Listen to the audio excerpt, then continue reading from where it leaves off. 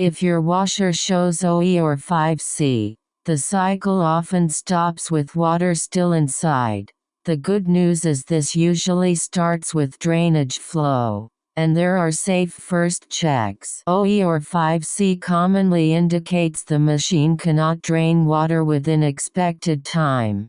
Typical causes are pump filter blockage, hose kinks, or outlet flow restriction. Power off the washer. Clean the pump filter according to your model instructions. Check the drain hose path for bends or crushing.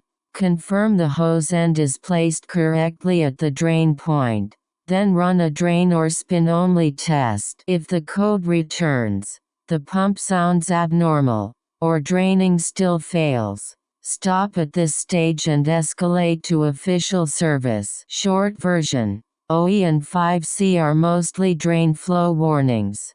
Filter, hose path, and test cycle first, then escalate if unresolved.